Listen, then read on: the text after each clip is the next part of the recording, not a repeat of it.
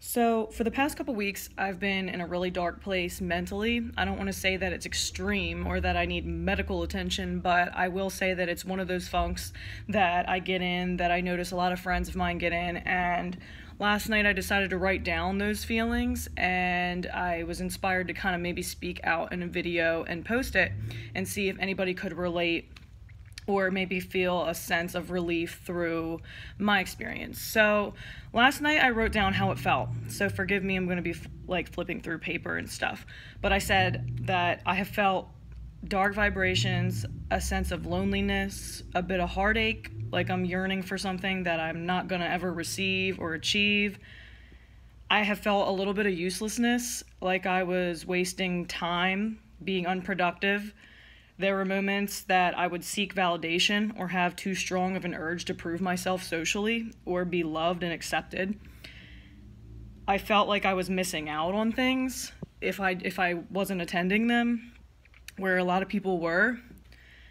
I felt like I was lonely.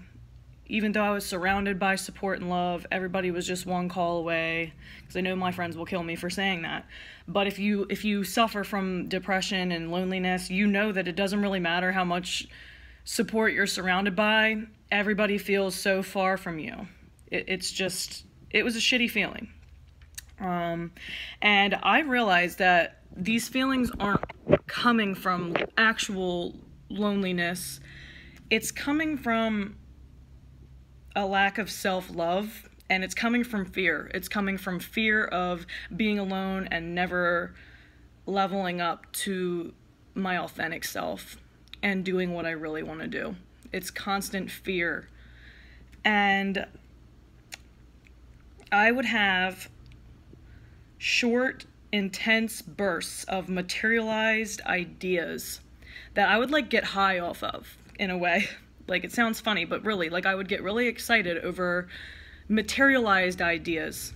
And by that I mean, items I could purchase, or new things for my image, socially and just physically, and just things that'll make me more noticed and admired in the most materialistic way possible. And those short bursts of happiness and excitement crashed.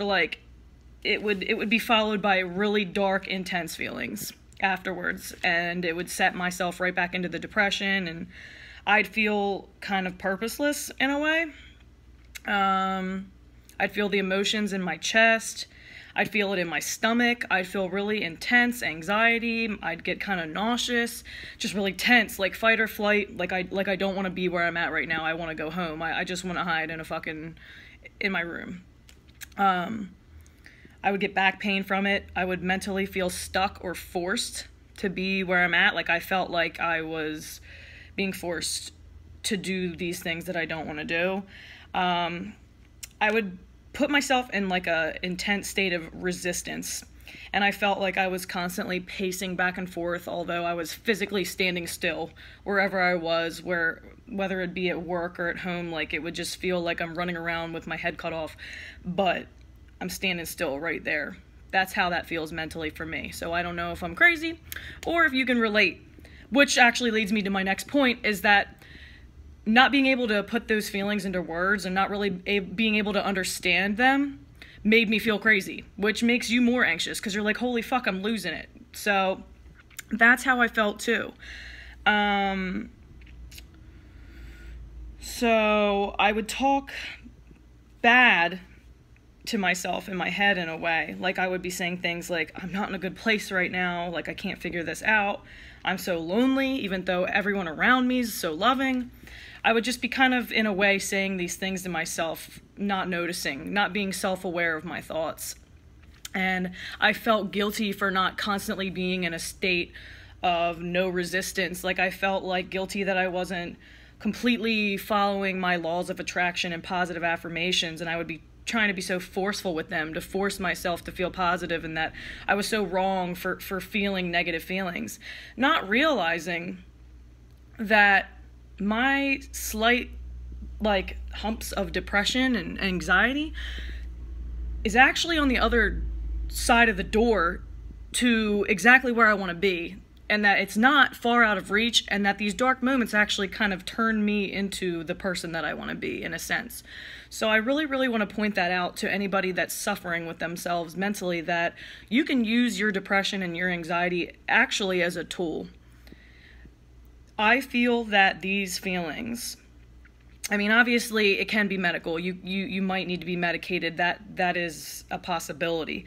But I think that for other cases, it's kind of just a cry for self-love and for like some sort of change in your life. It means you need a change, and you need to assess that yourself, and you need to get out of your own head and stop reacting on your emotions, and really assess if every decision in your life is going to feed into your authenticity, or if it's feeding into other things like materialized admiration and false hopes, because you're going to crash just like I kept crashing mentally. You want to ask yourself if every decision you make and every person you allow into your life is actually coming from a place of warmth and self-improvement and genuine, authentic love, or if it's coming from an egotistical, like, fuel. Like, if it's coming from an egotistical side of you. You want to act for yourself. You don't want to react. So that is what I have kind of come to the conclusion to last night, is that every decision you make is either going to feed more into who you really are and who you want to be, or it's going to lead you right back to square one. So I made a commitment to myself last night to stop materializing everything and to stop being hard on myself for feeling negative feelings, and to figure out exactly where they're coming from. And I also made a commitment to myself to decide the reason behind why I think I want things. And by that I mean, if I create a small goal in my head or a large goal, I don't just think about getting there. I think about what it is behind that I really want. Is it love? Is it companionship? Is it self-love? Is it admiration? Figure out the why behind the why, and you can get there a lot quicker. And I also want to urge you to do things that make you uncomfortable, things that you don't feel like doing, but you know you should. Because when you're not feeling good, you feel unmotivated to do those things that benefit you.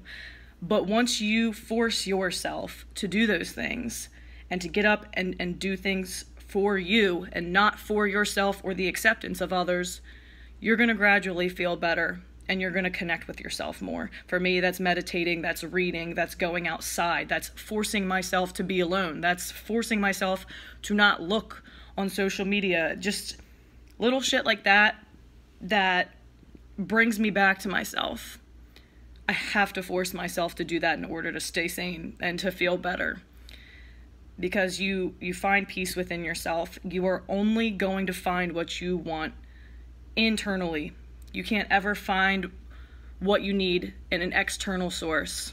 That'll always run short and dry for you, and you'll find yourself right back in the same spot.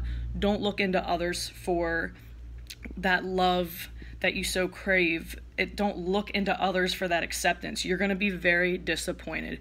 You have to start from the inside, and don't have goals based off of materialistic objects.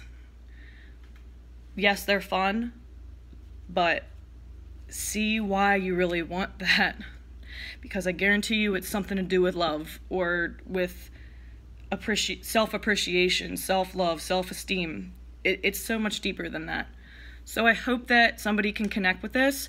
I really didn't even want to post videos of myself because I was afraid that people that I know would get on here and make fun of me, or find a flaw on my face or my voice. And to be honest with you, the thought of helping one other person outweighed that fear.